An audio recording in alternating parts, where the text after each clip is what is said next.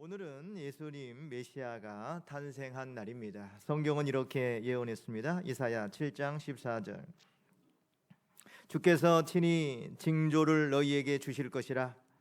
보라, 처녀가 잉태하여 아들을 낳을 것이요 그의 이름을 임마누엘이라 하리라. 이렇게 성경에서 예수 그리스도의 탄생을 예언했는데, 그 예언대로 유대인들의 메시아가 탄생을 했습니다. 그분은 어떤 분일까? 또 이사야서 9장 6절은 이렇게 얘기하고 있습니다. 이는 한 아기가 우리에게 낳고 한 아들을 우리에게 주신 바 되었는데, 그의 어깨에는 정사를 메었고 그의 이름은 기묘자라, 모사라, 전능하신 하나님이라, 영존하시는 아버지라, 평강의 왕이라 할 것임이라. 그래서 이 성경을 영어로 읽으면, 킹 제임스 버전으로 읽으면 이것이 헨델의 메시아에 그대로 나와 있습니다. For unto us a child is born, unto us a son is given, and the government shall be upon his shoulder, and his name it shall be called Wonderful, Counselor, the Mighty God, the Everlasting Father, the Prince of Peace. 이 찬양 한번 우리 헨델의 메시아 한번 들어보도록 하겠습니다.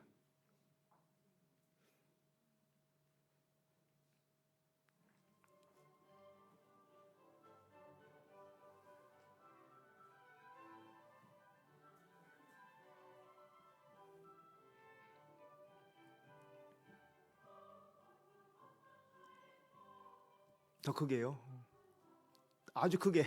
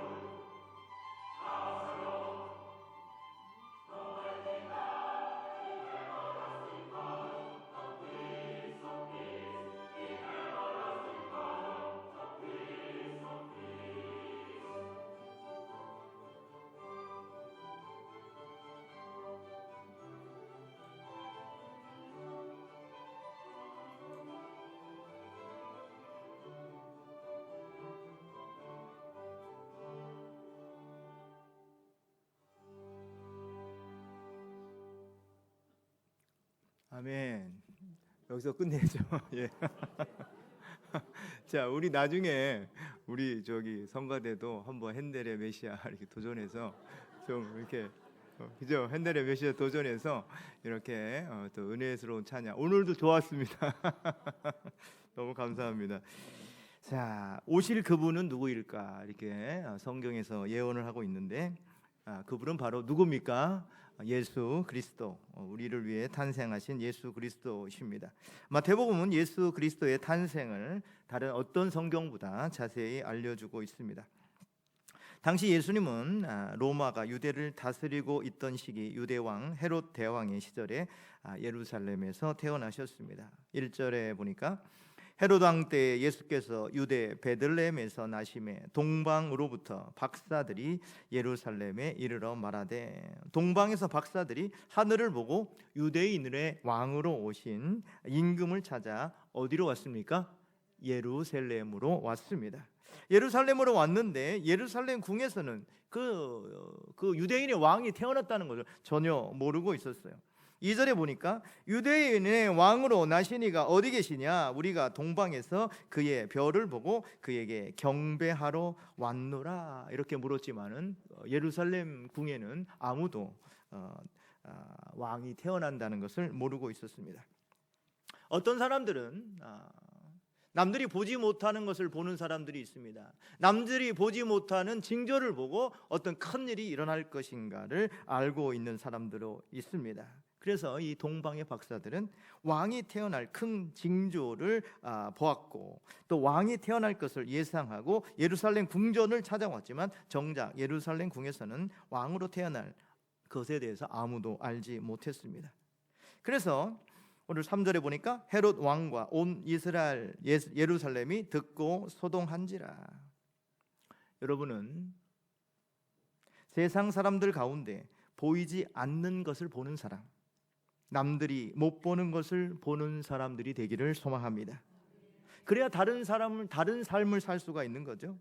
동방 박사들은 모든 사람이 알지 못하는 것을 보고 그 일을 위해 먼 길을 달려왔던 것입니다. 이런 말이 있습니다. 2개를 아는 사람은 1개를 아는 사람을 지도하고 2권의 책을 읽은 사람은 1권의 책을 읽은 사람을 지도한다라는 말이 있습니다. 보지 못하는 것을 보는 사람은 볼 수 없는 사람을 지도할 수가 있는 것이죠. 영적인 세계를 보는 사람은 영적이지 않은 사람을 지도할 수가 있는 거죠. 이 동방에 있는 이 사람들은 남들이 보지 못하는 것을 보고 이곳에 온 겁니다. 그래서 그들은 서둘러서 그 예수 그리스도, 그 왕이 어디서 태어날 것인가 물은 거지요. 4절에 보니까 왕이 모든 대제사장과 백성의 서기관들을 모아 그리스도가 어디서 나겠느냐 물으니, 세상이 보지 못하는 것을 보고 특별히 그곳에 온 사람들이 어디서 태어나냐고 물었더니 그곳이 어디입니까? 예수님 어디서 태어납니까? 베들레헴에서 태어난다라고 얘기를 해주고 있습니다. 예수님은 예루살렘 왕궁에서 태어나지 않았습니다. 예수님은 중심에서 태어나지 아니하고 변두리에서 태어났습니다. 예수님은 한국으로 따지면은 서울에서 태어나지 아니하고 어디에서 태어났을까요? 진주에서 태어났을까요? 예수님은 중심에서 태어나지 않았습니다. 예수님은 변두리에서 태어났습니다.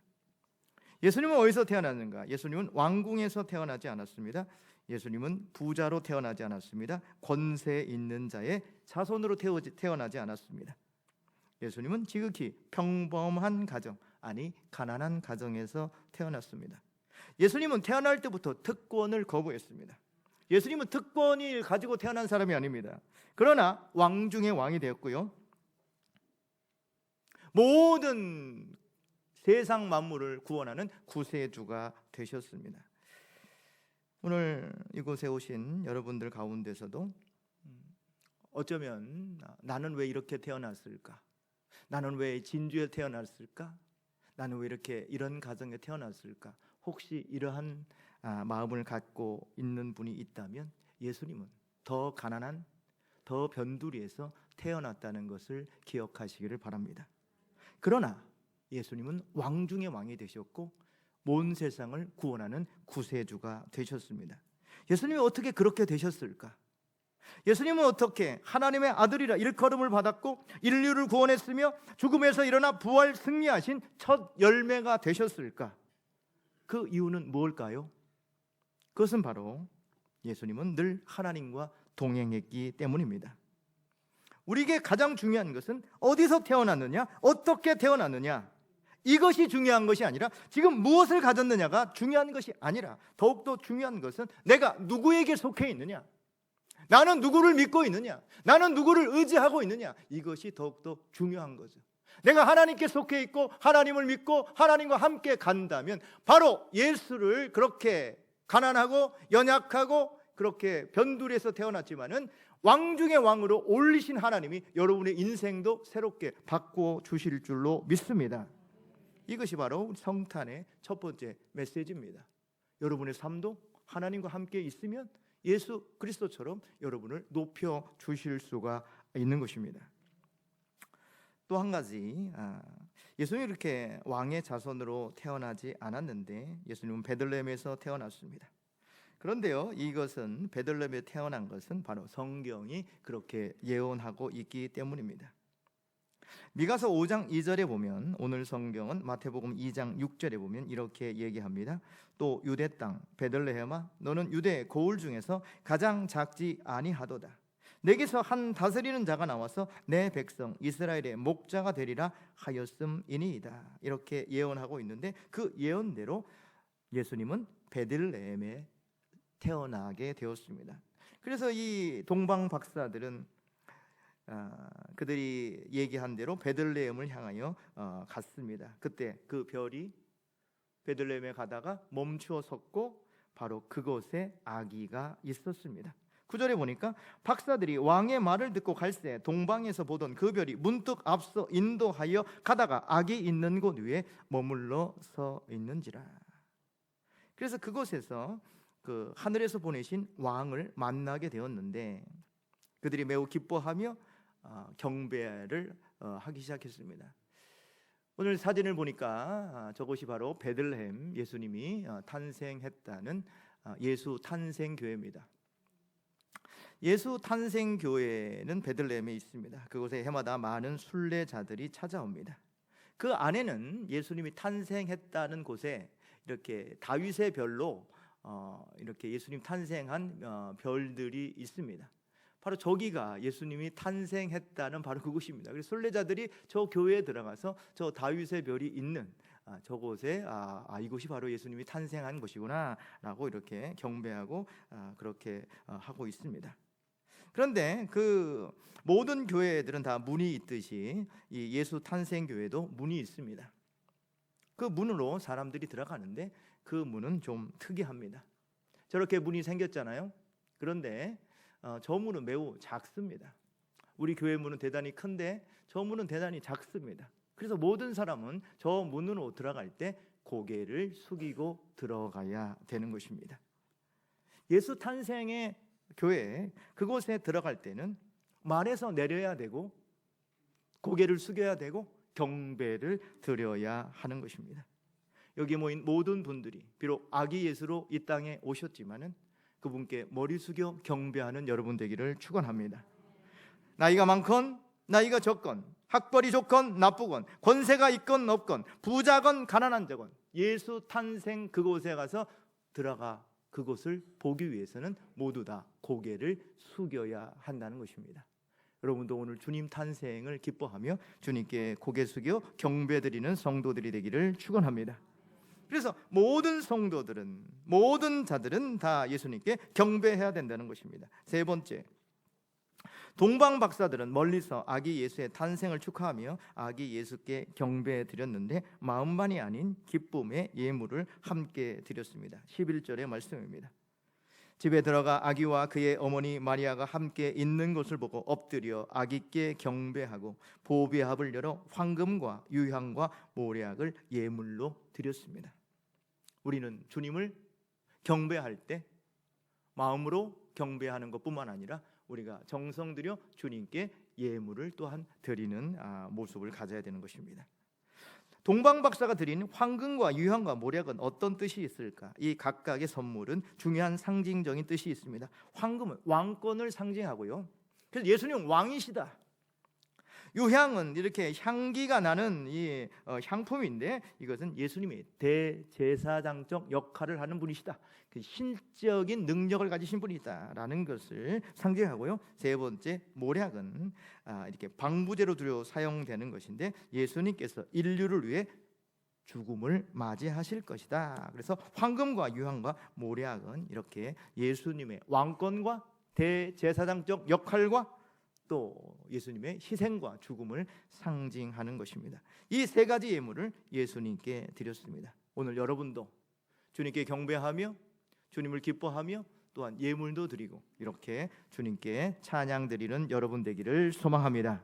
모든 사람들이 아기 예수께 경배하는 이날, 바로 오늘 여러분도 주님께 진정으로 경배하는 시간이 되기를 축원합니다. 기도하겠습니다. 하나님, 오늘 예수 그리스도의 오심을 진정으로 기뻐하게 하여 주시옵소서. 예수님은 가장 낮은 자로 또 변두리의 가장 평범한 자녀로 태어났습니다. 그러나 예수님은 왕 중의 왕이요 주 중의 주요 구세주요 하나님의 아들이요 놀라운 일을 행하는 분이 되었습니다. 하나님, 오늘 이 아침에 주님 전에 나온 사랑하는 성도들도 하나님 안에서 내 인생을 바꿔주실 하나님, 내 삶을 바꿔주실 하나님, 우리의 인생을 역전시킬 하나님을 의지할 수 있도록 인도하여 주시옵소서. 예수님께 진정으로 경배드리는 성도들이 되기를 소망합니다. 아기 예수로 오셨지만 모든 사람이 그 앞에 무릎 꿇고 경배드리게 하여 주시옵소서. 또한 우리의 마음과 우리 감사를 예물을 드려 또한 하나님께 높이 올려드릴 수 있는 그러한 넉넉한 마음도 우리들에게 허락하여 주시옵소서. 예수 그리스도의 이름으로 기도드립니다. 아멘.